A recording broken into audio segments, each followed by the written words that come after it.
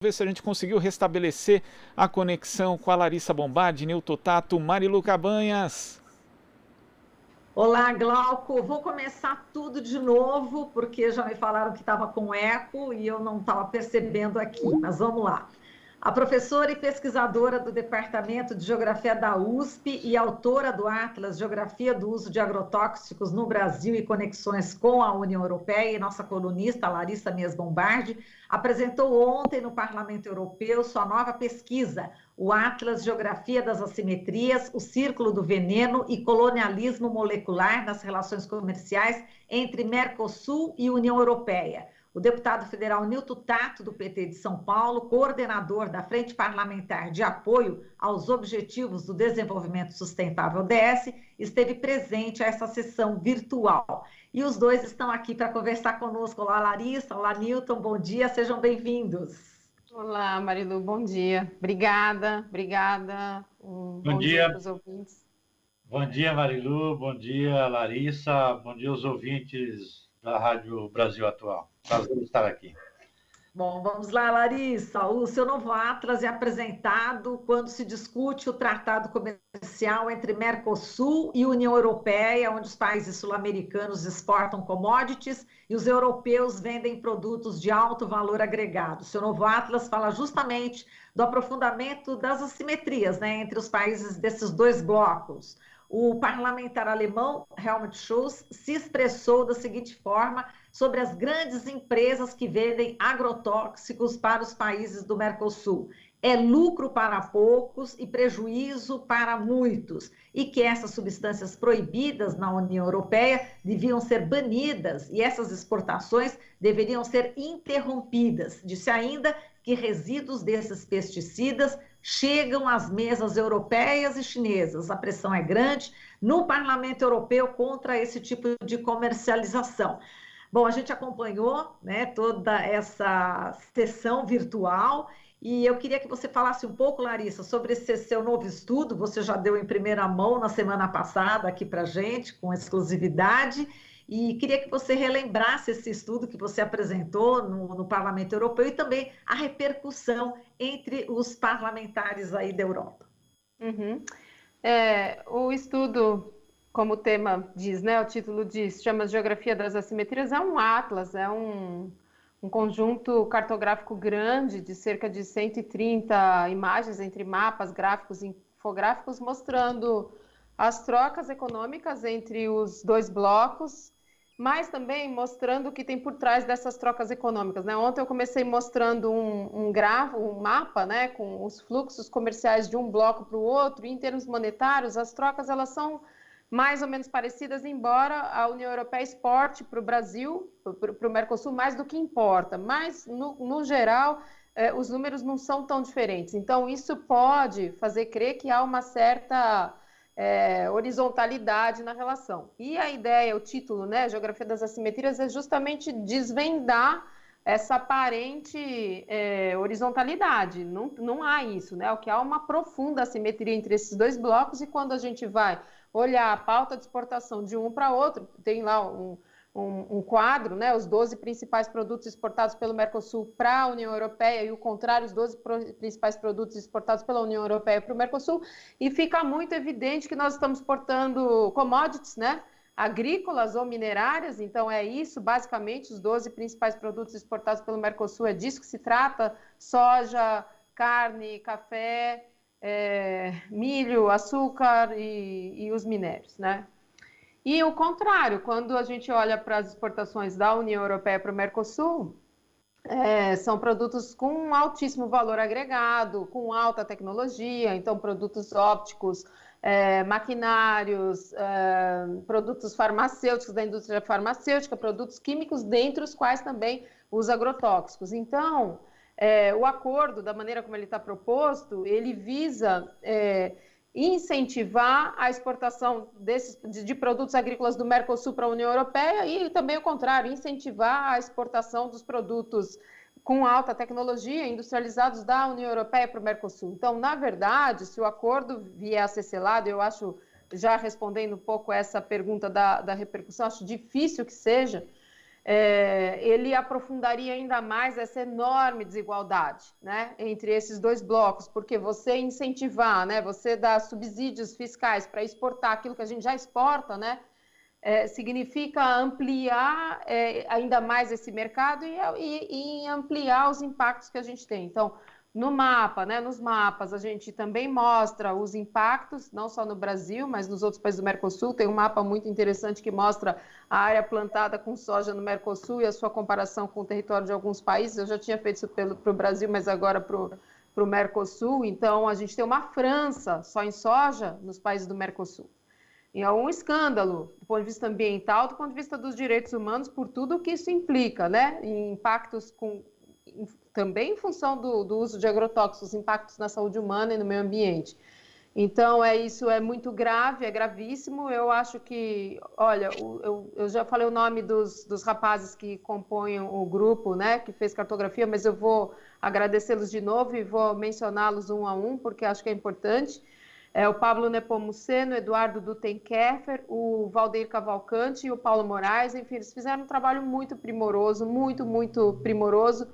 E eu sempre digo que tem uma professora, Maria Helena Simielli, que é uma referência, a grande referência na cartografia brasileira, e ela dizia que um mapa, ele não deve necessitar de explicações, muitas, né? Claro que sempre, mas enfim, ele tem que dizer, né, por si. E eu acho que esses mapas, eles estão dizendo por si. E dizem justamente isso, né? Geografia das assimetrias, essa diferença entre os blocos, né?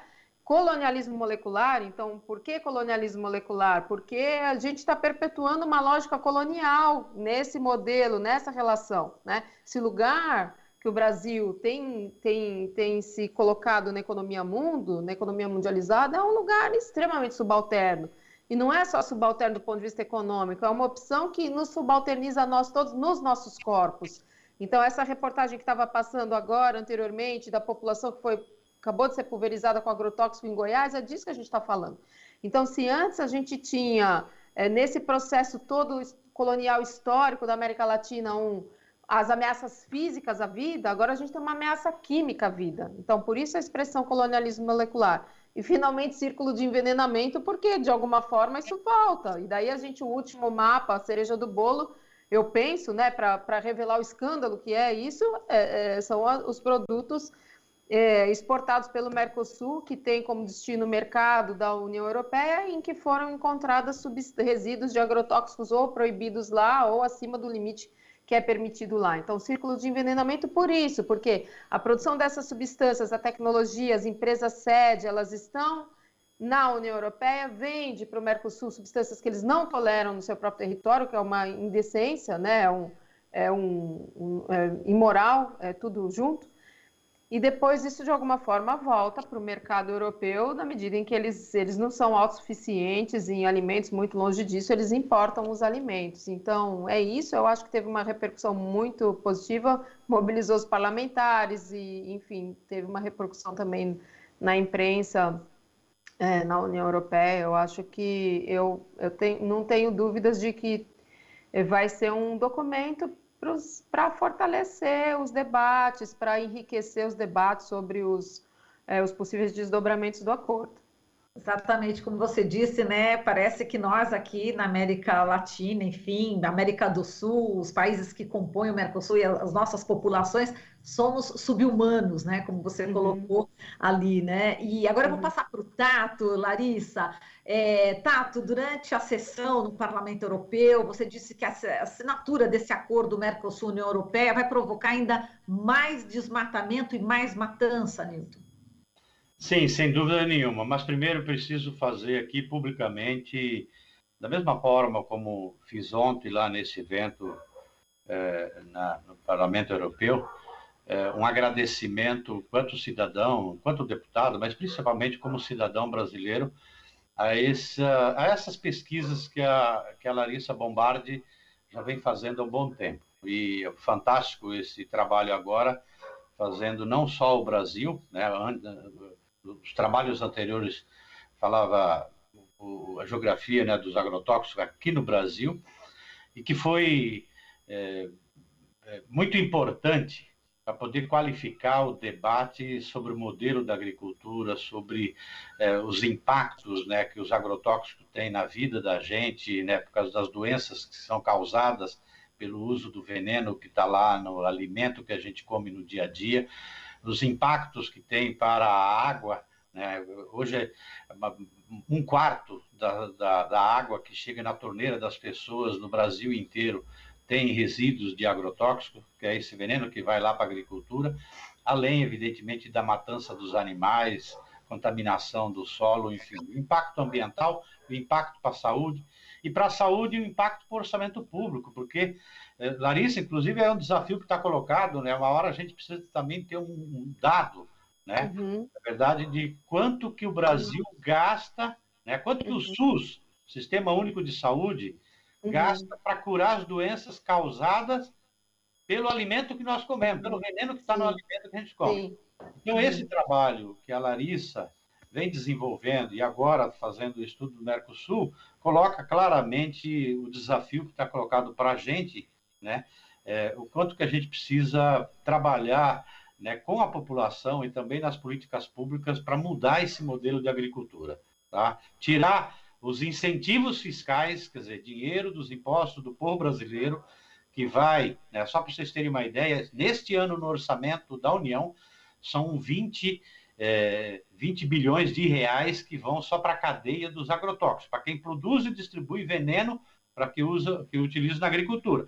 Já para quem produz de forma agroecológica, que produz orgânicos, tá, não tem incentivo nenhum. Tá? Por isso que é mais caro para você comprar, né, o alimento orgânico. Então, esse trabalho, né, estou falando assim, esse trabalho aí mostra claramente de que nós precisamos enfrentar esse debate, e ele é um subsídio importante para esse debate, de que nós não podemos aceitar, entendeu, e assinar, né, o Brasil não pode assinar de forma nenhuma esse acordo comercial entre a União Europeia e Mercosul, porque ele repete aquilo que a Larissa mesmo coloca, que é aquilo que está reservado para o Brasil historicamente, de ficar fornecendo matéria-prima barata, mão de obra barata, né, e assim os países desenvolvidos, em especial no caso da Europa, né, continuar acumulando riqueza, que na verdade não é o povo também de lá, são essas corporações que dominam, né, e que influenciam nesses acordos comerciais, e a consequência que vem para o Brasil é aquela consequência histórica. Mas esse acordo em especial, se ser assinado, ele vai provocar mais desmatamento, mais violência no campo, porque é aquilo que a gente está assistindo hoje. Quer dizer, são invasões, né, dos grandes latifundiários nas terras indígenas, unidades de conservação, terras públicas. Por isso que eles estão querendo, que a gente inclusive vai votar hoje, tá? Votar hoje lá um projeto que eles querem flexibilizar o licenciamento para poder, entendeu, o modelo avançar cada vez mais. Como também querem que regulariza terra pública grilada, roubada, né? Então, o acordo do Mercosul vai intensificar a violência, o desmatamento, a queimada, tá? E mais uso de agrotóxicos, né, que é aquilo que a Larissa vem demonstrando e chamando a atenção. Exato. Agora, Larissa, queria que você desse alguns exemplos, né, enfim, que você deu no Parlamento Europeu, em relação a alguns, ou a água, a maçã, também eu fiquei assim horrorizada, né, com o nível, né, de agrotóxicos nessa produção de aqui no Mercosul. Dá alguns exemplos para a gente, Larissa. Estou pegando eles aqui para olhar e falar. Por exemplo, tem uma substância chamada clorotalonil, que é um fungicida, e o limite dele é 0,1 miligramas por quilo na soja, na União Europeia. Na Argentina esse limite é 20 vezes maior, no Brasil é 50 vezes maior, no Paraguai e no Uruguai é 100 vezes maior. Então, toda essa disparidade que a gente via, né, que eu já tinha reportado no Atlas com relação ao Brasil, a gente vê o mesmo acontecer nos outros países do Mercosul. Essa substância ela tem efeitos graves para a saúde do ponto de vista agudo, do ponto de vista crônico e também para o meio ambiente. Tem o exemplo da maçã que você perguntou, e a maçã é interessante porque foi achado o resíduo dessa substância na maçã exportada pelo Mercosul para a União Europeia, a substância chamada carbaril. um inseticida, nós autorizamos, nós e os argentinos, um resíduo dessa substância 200 vezes maior do que o resíduo autorizado dessa substância na União Europeia. É uma substância que traz efeitos graves, do ponto de vista agudos, né? Efeitos agudos graves e também efeitos ao meio ambiente. Tem um outro exemplo do pimentão. A gente autoriza no Brasil um resíduo de uma substância, um fungicida, ipridione, 400 vezes maior do que o resíduo autorizado dessa substância na União Europeia. E um outro exemplo que acho que me chamou muita atenção, que eu escolhi até para mostrar, é da rúcula. A rúcula, na Argentina, permite um resíduo de clorotalonil, esse mesmo que eu já havia falado sobre ele na soja, o fungicida, 1000 vezes maior do que o resíduo dessa substância permitido na União Europeia. Então, é a mesma lógica, esse mesmo escândalo que a gente vê para o Brasil, a gente vê também nos outros países do Mercosul, Uruguai, Paraguai, Argentina. Então, dessa discussão que a gente está falando dos povos pulverizados, desse impacto, tudo isso, as fumigações, né? Eles chamam de fumigações, e também tem vários escândalos envolvendo a população exposta a essas substâncias, a essas fumigações, né? Na Argentina, no Uruguai, no Paraguai, nos 3 países.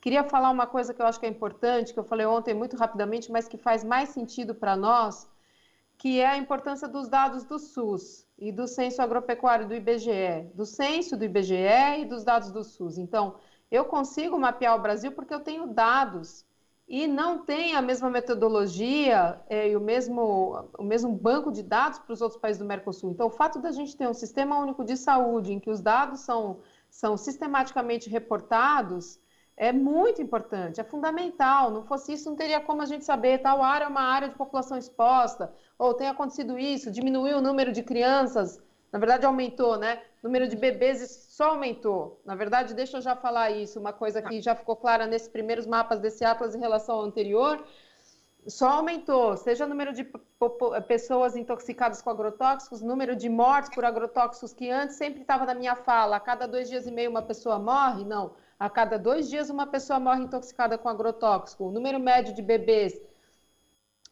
nesse período que eu havia coberto no primeiro Atlas, né, até 2014 foram 343 bebês, enfim, uma média de 30 e poucos bebês intoxicados por ano, agora a gente está numa média de 50 e poucos. Então, tudo piorou. A verdade é essa, tudo piorou. Então, a gente também só consegue ter noção desses números, o que piorou, qual é a condição que tem acontecido, porque a gente tem os dados. Então, eu queria louvar a importância do SUS. A gente está vendo a importância do SUS nesse momento de pandemia, e eu queria dizer, ela é muito importante para o desenvolvimento das pesquisas. Um pesquisador francês uma vez me disse, o Hervé Terry, ele é até professor do nosso programa de pós-graduação em Geografia Humana, ele me disse o seguinte, olha, vocês não sabem a riqueza de dados que vocês têm no Brasil, seja do IBGE, seja de outras fontes, e é mesmo, a gente eu só consigo fazer esse mapeamento porque eu tenho uma base de dados com uma referência espacial. Então, isso é muito louvável, isso é de uma importância de interesse público, a gente não pode perder isso. Então, no momento em que a gente tem perdido tantas coisas, institutos federais e estaduais fechando, a tentativa de solapar, digamos assim, a universidade pública, o conhecimento público, o livre pensamento, acho que é importante ressaltar a importância dos dados públicos, dessa sistemática toda que a gente tem de tão longa data de coleta de dados e disponibilização pública desses dados. Isso é fundamental. Então, tudo isso só foi possível porque a gente tem essa base de dados riquíssima, tecnologia nossa, uma coisa linda que o Brasil tem que a gente não pode perder. Bom, gente, a gente está em cima da hora, porque ainda temos mais uma entrevista, a gente precisa falar também da CPI da Covid. Eu prometo para o Nilton Tato, agora ele que é o deputado, e o político eu que vou prometer. Nilton, prometo chamá-lo novamente para a gente aprofundar a discussão, tá bom? E Larissa, a gente pode fazer, sim, né, a partir da próxima semana, o Atlas radiofônico agora, justamente com esse novo estudo, para a gente aprofundar também esse Atlas, tá bom? Pode ser? Pode, só um segundo, eu queria agradecer muito o Nilton ontem, acho que foi tão bacana, gente, eu me senti tão prestigiada de ter o Nilton lá nesse lançamento e ouvir a fala dele, E essa construção entre parlamentares de lá e daqui, enfim, achei muito, muito bacana. Obrigada, Newton, fiquei muito honrado. Obrigado, parabéns. E outro dia a gente conversa mais. Mas eu quero só chamar a atenção aí que nós estamos numa campanha muito forte para a gente evitar que se vote o projeto do licenciamento ambiental. Tá? Se aprovar esse projeto, é mais agrotóxico, é mais desmatamento, mais poluição, mais Brumadinho, mais Mariana. Tá? Obrigado e parabéns, Larissa, parabéns, Marilu, pelo trabalho. Sempre à disposição. Então, até breve, viu? Até breve. A gente falou aqui com Larissa Mies Bombardi, professora e pesquisadora do Departamento de Geografia da USP, com o Newton Tato, ele que é deputado federal do PT de São Paulo, coordenador da Frente Parlamentar de Apoio aos Objetivos do Desenvolvimento Sustentável, ODS. Ambos estiveram, né, ontem no Parlamento Europeu fazendo sérias denúncias aqui sobre a questão dos agrotóxicos no Brasil, essa relação com a União Europeia. Você está ouvindo Jornal Brasil Atual. As notícias que os outros não dão.